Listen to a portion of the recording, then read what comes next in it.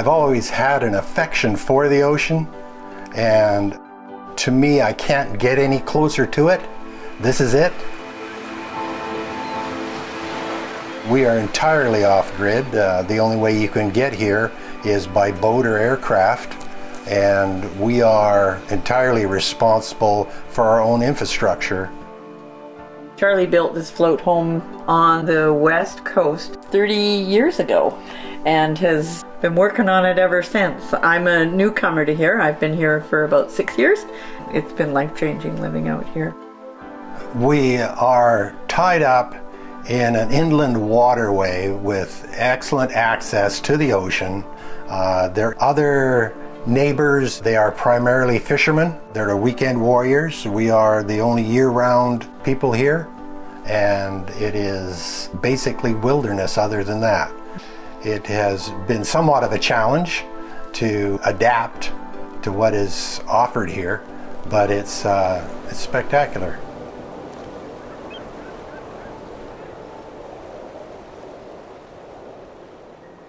I built the float house, and I milled even a large number of the major dimension pieces in the float and the cabin. The home is basically cedar.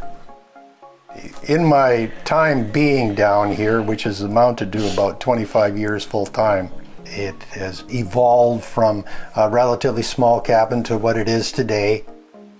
It's about 900 square feet on 2 levels.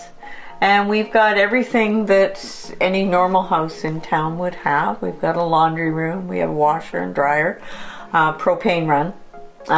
We have a kitchen with a good sized pantry because we don't shop that often. And so we need to keep a good supply of food on hand. And then the living room and dining room are all together, one big room, and they're spacious enough for us, and they're even spacious when we have people here. It feels bigger than it is because of the design. Our bedroom's downstairs, and then there's 2 more bedrooms and storage area upstairs. It's a nice, functional little cabin. For its 900 square feet, it gives you a lot. I have quite an inventory of driftwood that has been acquired off of beaches, and I enjoy building out of it. I like making furniture and just kind of cool little bits and pieces. We have a covered-in porch that provides us with a place out of the weather, and that's kind of an important thing to be able to have access to. The perimeter decks around the main cabin float, it's like a 12-foot deck. It's lots of room to move around on for deck chairs and for a dining area outdoors, and wood storage, which is a big deal for being able to have dry wood available when you need it. The sitting out there is just like every single evening we take our drink and go out there and just sit and relax and chat about our day, and it's become part of the ritual here, is using that front deck. We are floating on styrofoam. It's in the day that it was built, and that was considered to be the premium way to support the structure. If I was to do it over again, I would probably use a different system. They make a heavy-duty kind of plastic now that they wrap styrofoam with, and I think that's an excellent way to go. There is literally schools of fish lots of times that live under the cabin because they're protected from aerial eagles and predators. And there's nudibranchs and all different kinds of things under there. It's amazing. It does look like an aquarium. The boathouse was one of the first structures I built after the cabin. I found that being here year-round, that it was necessary to protect my open boats. Oh, the Lee Hotel. She's a sweetheart. She's a 1978 CHB fiberglass. It's our safe boat to go in questionable conditions. It's our warm boat for poor weather. We have what I refer to as being our tie-up, which is a system of boomsticks that are lashed together, And then at each end there's what I refer to as jill pokes, and they are smaller logs that go into the bush that in most cases there's pins drilled into the rock, and then all the structures are secured to the tie-up. There's anchors out in front. We also have 4 ropes that go into the bush that tie to trees or stumps, and she's very secure. She moves very little other than the very severest of weather, and even then you certainly have the feeling that you're not going anywhere. We are truly off-grid, but that's qualified by we take advantage of just about everything that neighboring communities can offer us in the line of groceries, propane, boat gas, of course, and that kind of stuff. So we kind of benefit from the civilization at large. If we're here and there's nothing pressing, we can easily get away with 6 weeks, even longer if we get groceries brought out to us by friends, or there's a boat that goes part way here and we can meet the boat. Really, we can be in here for months. So she's the gardener. Yeah, we've got a lot of stuff going on out there. There is kale, carrots, peas, beans, zucchini, cucumber, broccoli, lots of arugula. There's garlic out here. In the summer, probably 50% of our vegetables come out of there. One of the things that we can do out here, which is amazing to me, is that we have a crab trap and we can drop it right off the front of our dock right here and get beautiful sized Dungeness or red rocky crabs. The power is supplied by our 2,000 watt solar system that during the summer, like this particular time of the year, is amazing.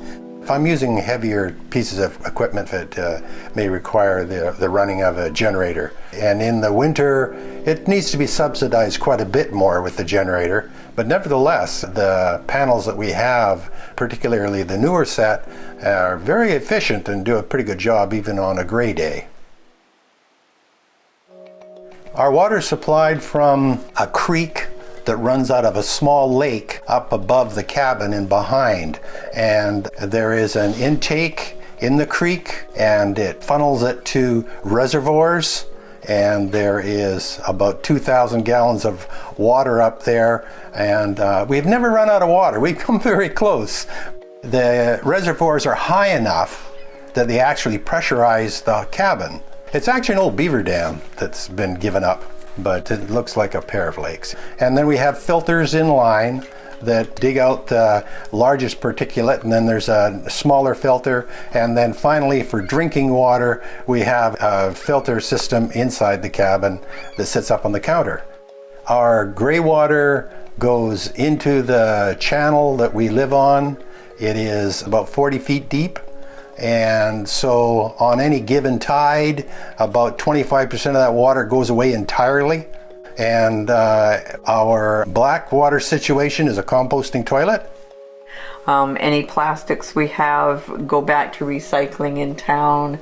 We have a composter going all the time, and we generally have a very small bag of true garbage. Well, we heat with wood. It also heats our hot water. Most of it I find free floating. I go and latch onto them with ropes and bring them home, and then I have a workstation set up for dewatering the logs and bucking them into firewood. It is sometimes rather difficult because it tends to have a lot of sand in it, so you get good at filing chains. I used to just split it all by hand, but I've done things to make it easier to live here. There's a hydraulic splitter that takes care of the harsh work. That's about the system. In the process of getting most of the firewood out of the water, there's a lot of salt in it. And I don't bother to fight that system. I just replace the stove. I know that I can get maybe 10 years out of a stove. There are difficulties involved in getting salt-free wood. That would be very challenging, to say the least. The winters here, we get just about anything. We get wind inside the channel, but we do not get any wave activity. It can get quite fierce through the winds and stuff. The ocean out there is nothing to take lightly.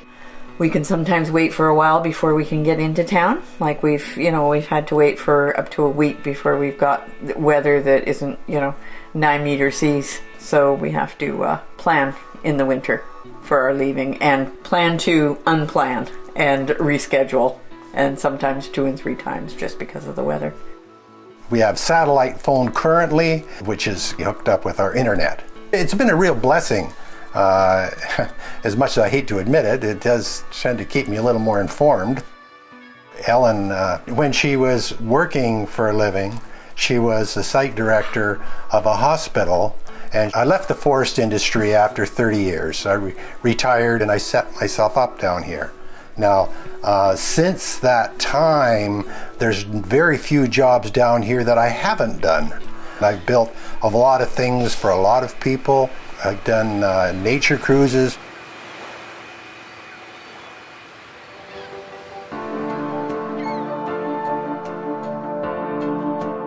Some of the challenges about living out here for me, I'm a bit of an extrovert, and so I really miss my connections to my kids and my grandbabies and my sisters and Charlie's family too. So it's, we got a lot of people out there that we hardly ever see. So that's the biggest challenge for me. I think the rest of it I just love. Until recently, we both lived here year-round, and now we have purchased another house elsewhere. We're aging and coming up with issues around pain, arthritis, different things that aren't going to allow us to stay here for much longer. It takes a lot of physical strength to be able to do all the stuff that you have to do here. It's an absolutely huge change for my lifestyle for sure. I have a very deep emotional attachment to this home and to this neighborhood. It is just, it's almost become a part of me. I've always wanted a challenge, and this whole living down here was a challenge. I think that it is such a rewarding experience, and there's nothing that compares to it. It is just something of itself.